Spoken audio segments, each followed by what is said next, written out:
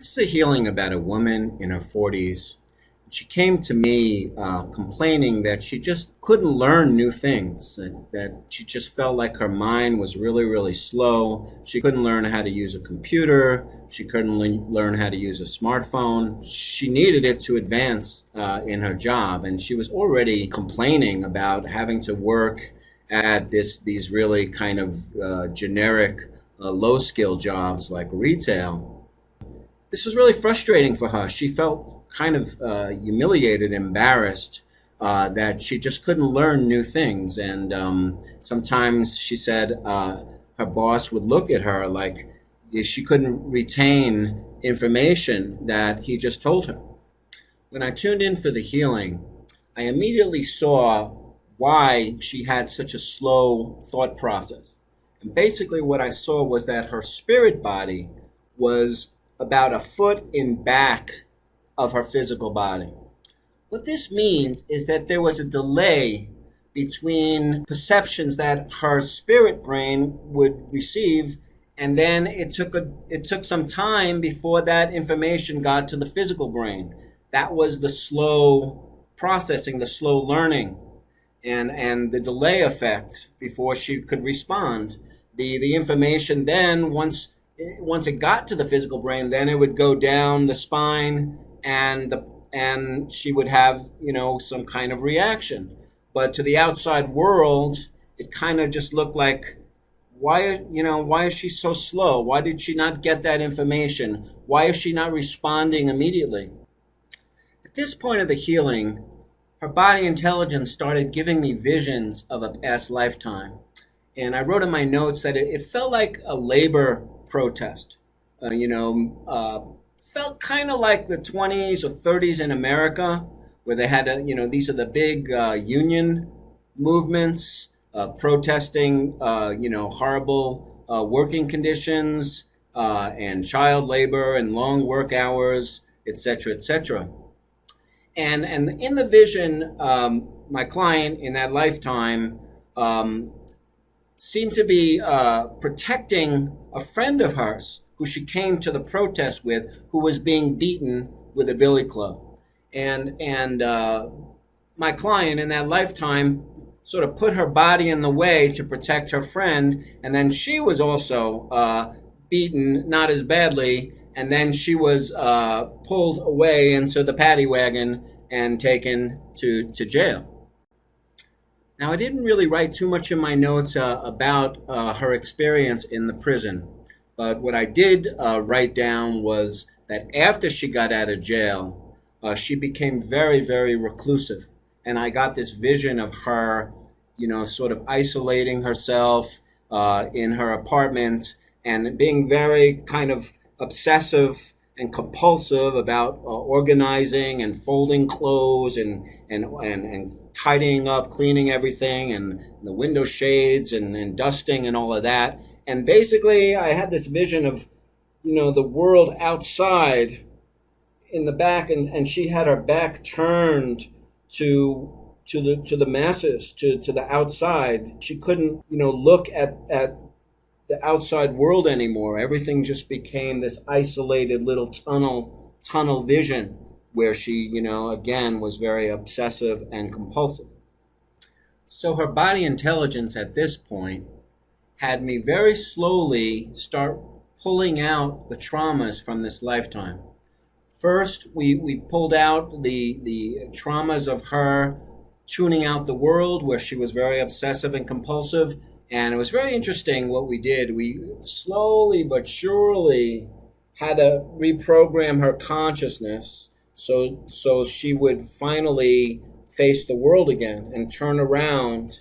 And this was like, okay, I'm gonna try to get over this.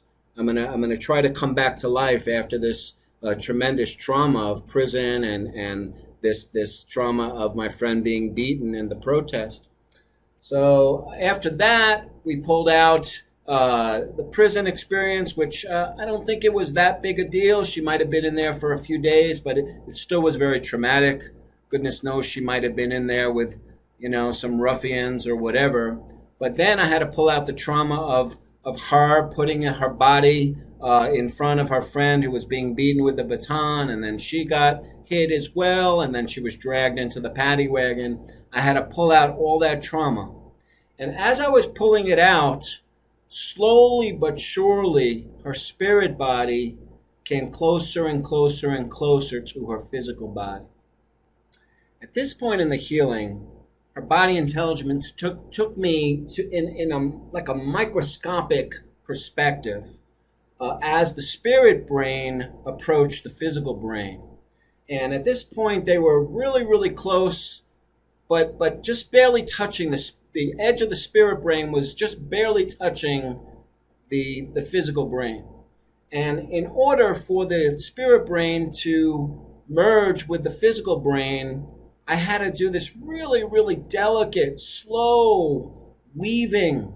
It was like two force fields up against each other, and I had to sort of make both membranes of the physical brain, or the energy physical brain, and the spirit brain, to make them permeable, to open them up to merging. And it was a very, very delicate process. I actually had to create these strands. I got a vision of spider strands, how a spider would create these threads, and these auric threads were being created between the spirit brain and the physical brain. And slowly but surely, very, very delicately, they started pulling together, and it's sort of like a when you shuffle a deck of cards, they have to sort of weave in together. And that really was the phenomenon here, as the spirit brain got closer and closer inside and started to merge with the brain. And at that point, it was really, really interesting, because again, the whole spirit body was coming into the physical body. And so the same kind of process was going on all over the body. The heart and the liver and the kidneys, they all had to create these microscopic strands, these spider threads to connect, and then slowly but surely bring them, smaller and smaller and smaller, until they were, painstakingly merging with each other. It's really an amazing process. So I had another session with this client about a month later, and I was really happy that she reported that she felt she was thinking faster. She said she signed up for a computer class at a local college. She felt like she was receiving instructions at her job and retaining them, and she felt at this point really much more positive, that she was on the ball. She was in her body more grounded, able to think more on her feet, not perfectly, but a lot better than it was. So this healing shows how past life traumas, and of course traumas in this life, could make a person's spirit body detach. In this case, detach to the back, but really the spirit body, there's all kinds of ways that the spirit body can detach. It can detach from just one particular area of the body. It can detach up or down to the sides. In this case, again, it was to the back. But thankfully, traumas can be removed from the aura, and a person's spirit body can come back, and the person can rejoin their physical body and inhabit the full potential of this miraculous vessel that was created for us.